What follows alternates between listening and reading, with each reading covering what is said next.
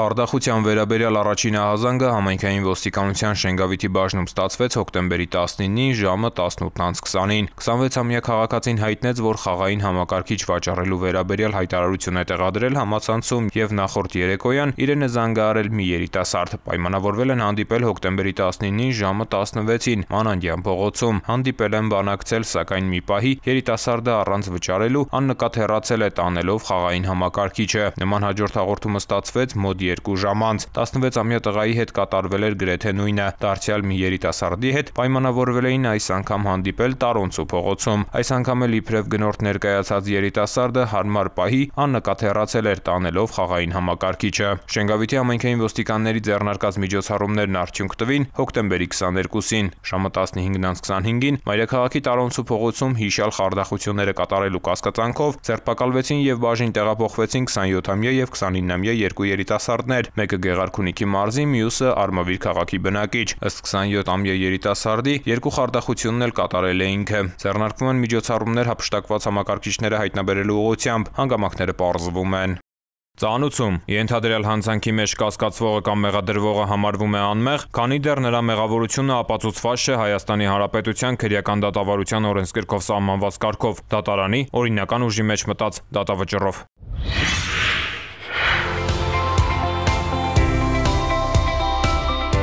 Բարեկային ծառայողները հոկտեմբերի 22-ին հյուրընկալվել էին Ռադիո Ավրորայում։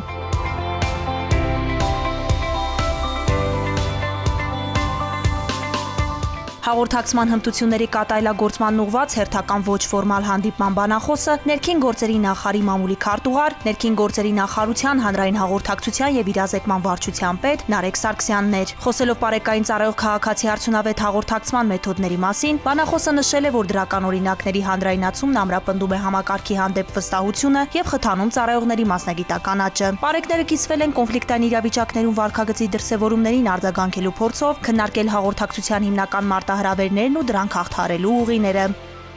Բարեկային ծառայողները շրջել են ռադիոկայանի տարածքում, ծանոթացել բաժինների աշխատանքային առօրյային ու ռադիոլսողների հետ հաղորդակցության միջոցներին։ Այցի ընթացքում բարեկները նաև հնարավորություն են ունեցել Kiss FM-ի տաղավարում ուղիղ եթերում կիրառել իրենց հաղորդակցման հմտությունները։ Շուրջ 30 ծառայողներ այս պայն գտնվում են այս ռադիոկայանում։ Մենք արդյոք օգտվելով նաև շնորհակալություն ենք հայտնում մեր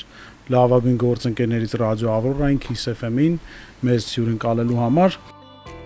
Ներքին գործերի նախարարի մամուլի քարտուղար Նարեկ Սարգսյանն ու Բարեկային ծառայության Երևան քաղաքի գնդի 3-րդ գումարտակի 3-րդ վաշտի հրամանատարի տեղակալ Վարդան Խոցանյանը խոսել են նաև նման ձևաչափով հաղորդակցության հմտությունների բարելավման ուղղված հանդիպումների, քաղաքացիների հետ շփման առանձնահատկությունների եւ ծառայության շարքերը համալրելու ընթացակարգի մասին։ Հյուրընկալվել ենք ձեզ մոտ, որը մեր համար կարևոր է հասկանալու համար նաև, թե ինչ կարծիքներ կան քաղաքացիների կողմից,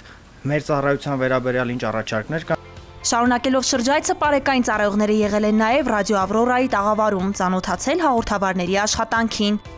Ավրորա։ Բարև ձեզ։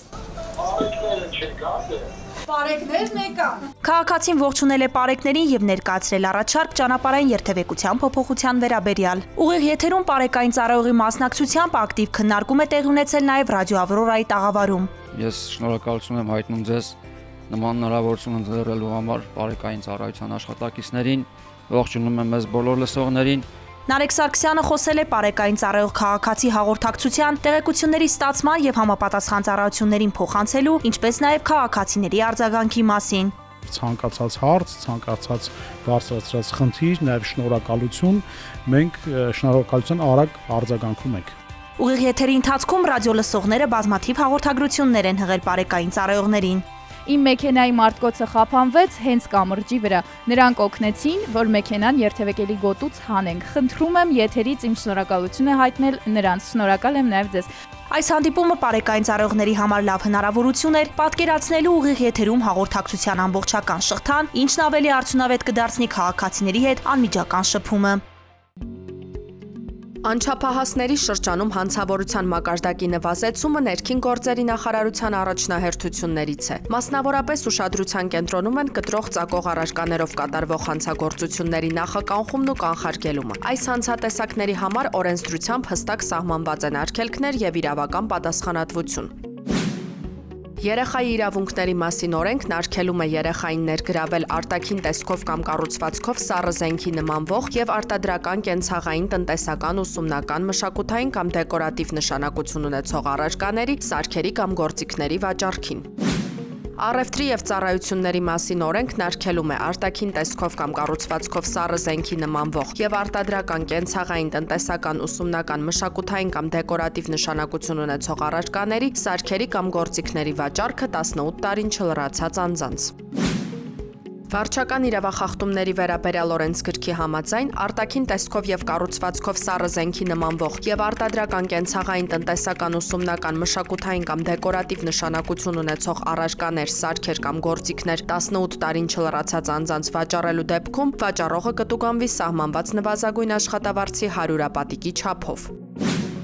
18 տարին չլրացած անձանց արտաքին տեսքով կամ կառուցվածքով սառը զենքի նմանվող եւ արտադրական, կենցաղային, տնտեսական, ուսումնական, մշակութային կամ դեկորատիվ նշանակություն ունեցող առարկաների, սարքերի կամ գործիքների վաճառքի մեջ ներգրավվելը նույնպես կառաջացնի տուգանք, այս անգամ սահմանված նվազագույն աշխատավարձի 200-ապատիկի չափով։ 16-ից 18 տարեկան անձի կողմից արտաքին տեսքով կամ կառուցվածքով սառը զենքի նմանվող եւ արտադրական, կենցաղային, տնտեսական, ուսումնական, մշակութային կամ դեկորատիվ նշանակություն ունեցող առարկաներ, սարքեր կամ գործիքներ կրելը առաջացնում է տուգանքի նշանակում սահմանված նվազագույն աշխատավարձի 40-ապատիկի չափով, միաժամանակ վերցնելով այդ առարկաները, սարքերը կամ գործիքները։ Հարգելի ծնողներ, ձեր ակտիվ աջակցությունն ու համագործակցությունն անչափ կարևոր եւ անհրաժեշտ է։ Համատեղ ուժերով անչափահասներին զերծ պահելու արատավոր երևույթներից, կանխելու նրանց կողմից կատարվող իրավախախտումներն ու հանցագործությունները։ Միասին կարող ենք ապահովել մեր երեխաների անվտանգությունն ու բարեկեցիկ ապագան։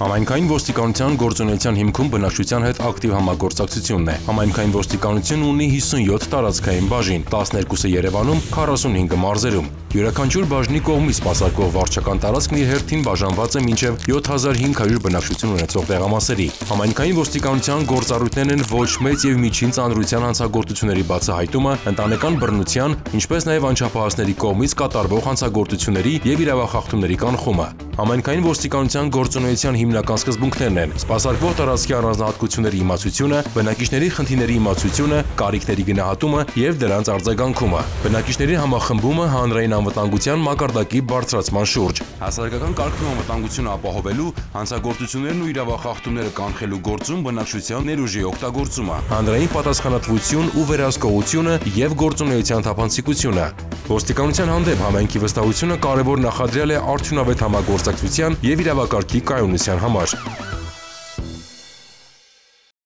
Ներքին գործերի նախարարության elections.mia.gov հարթակում հոկտեմբերի 7-ին հրապարակվել են Արմավիրի մարզի Վաղարշապատ համայնքի տեղական ինքնակառավարման մարմինների ընտրությունների ընտրողների տվյալները։ Քաղաքացիները հնարավորություն ունեն հրապարակված ընտրացուցակներում որոնել կամ ներբեռնել իրենց տվյալները։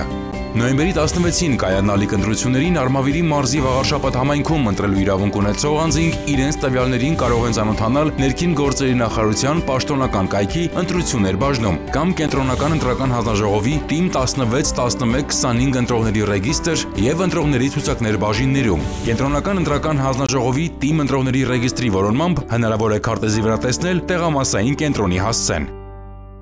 Հոկտեմբերի 6-ից նախագործարկում է քաղաքացիության գործերի էլեկտրոնային համակարգը։ Դիմումատուները հնարավորություն կունենան առցանց գրանցվել հարթակում, ստեղծել, խմբագրել եւ ներկայացնել Հայաստանի քաղաքացիություն ստանալու կամ դադարեցնելու նախնական հայտ, ամրագրել միգրացիա եւ քաղաքացիության ծառայություն այցելության օր ոչ շուտ, քան 2026 թվականի հունվարի 22-ը։ Հայաստանի Հանրապետության քաղաքացիները նոր համակարգում գրանցվելու են բացառապես ԵՍՄ ազգային նույնականացման հարթակի միջոցով, ինչի համար անհրաժեշտ է նույնականացման քարտ եւ էլեկտրոնային թվային ստորագրություն։ Օտարերկրյա քաղաքացիները, փախստականի կարգավիճակ ունեցող եւ քաղաքացիություն չունեցող անձինք գրանցվելու են ըստ ցանկության, խիստ նույնականացմամբ կամ էլեկտրոնային փոստի վավերացմամբ կցելով ճամփորդական փաստաթղթի լուսապատճենը։